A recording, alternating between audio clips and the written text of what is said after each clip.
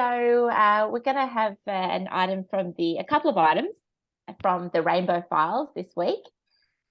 First up, we've had World Pride in Sydney, and part of World Pride was a huge march of people across the Sydney Harbour Bridge over the weekend, with participants carrying a giant progress flag that was visible from above.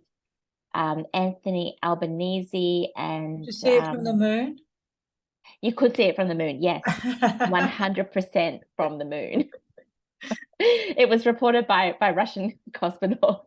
That's right. So Albo and Tanya Plibersek were pictured arm in arm with key trans activists. If you're watching this on YouTube, you'll see a picture of Tanya Plibersek having a chat with known trans activist and director at Acon Health, Teddy Cook. Now, Teddy is one of the authors behind a website called grunt.org.au, which is essentially a manual for trans-identified females, giving them permission to go into gay male spaces and engage in sex without kind of disclosing their identity to those men. So we have that on the website. We've pulled this out of the archives. They've taken their website offline. I've blocked out some bits in the picture. You can see that it shows what are trans-identified females. You can see the scars. They're easily identified by the half-moon scars. They're usually under their breasts where they've had mastectomies.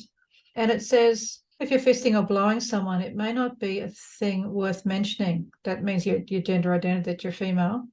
Don't assume that he won't be okay with it, but also expect that some cis men won't be into what you've got. I did quote that in an article once, and I did mention that the fact that homosexual men are not into women is a single defining factor of what a homosexual man is. So it's the continual erasure of the boundaries of men, and they do this with homosexual women as well and heterosexual women.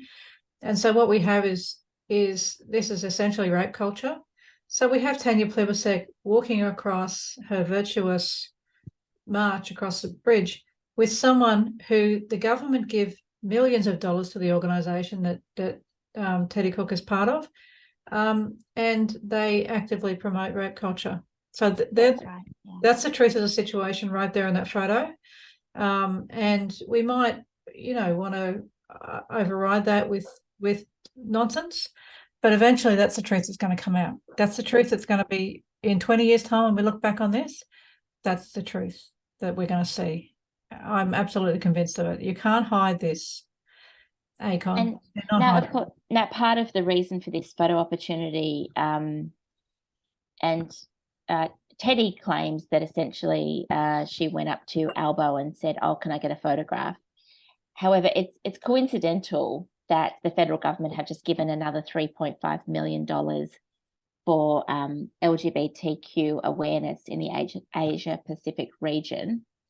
And Teddy happens to be a director of community health at Acon, which is Australia's largest LGBTQ charity. And of course, a big player in World Pride. Teddy is also one of the World Pride champions.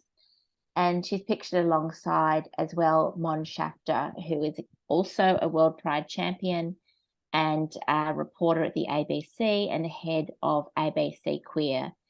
So, this little set of photographs that we have, I mean, it's really, it's a bit of a who's who, and it just tells the story. These people have a personal level of connection and influence with, the levers of power, the media and the parliament. And the money that comes out of it. And the money. Astounding. Yeah. And the end sentence there, I've highlighted that column there. I've just highlighted what's written in the rest of the text. It says, don't let other people determine your self-worth or your boundaries. Yeah. See, that's another blurring. You see, what they're saying is you're overriding the boundaries of gay men. The whole site says that they can just come, don't ring before you go to a gay thing, just turn up, because really the gay men now have got no legal right to deny them access.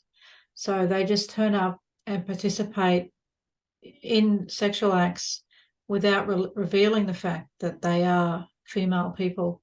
Now, you know, as I said last time, you might think that's nothing, you know, it's got no consequences on everyone's life.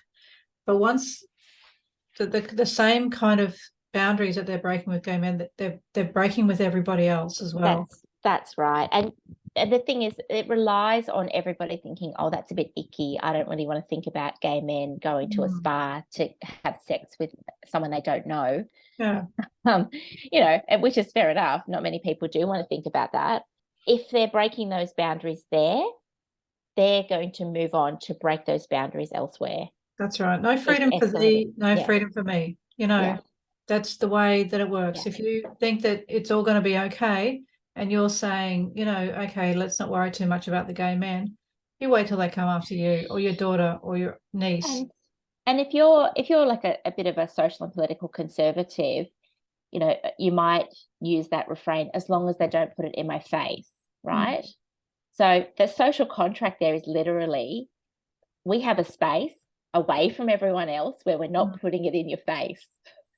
That's right. And then if you corrupt that space, then, you know, what happens, right? Like, that's right. They wanted the state out of their bedrooms. Was the concept, wasn't it? Get the state out of our bedroom. But now the state's back in the bedroom. Fully in the bedroom. Ashamedly. It's not nice. We don't like it. No. And that's what we're talking about. I mean, these aren't palatable pictures to be showing people, but this is what we're talking about. This is where the rubber's hitting the road here. Yeah.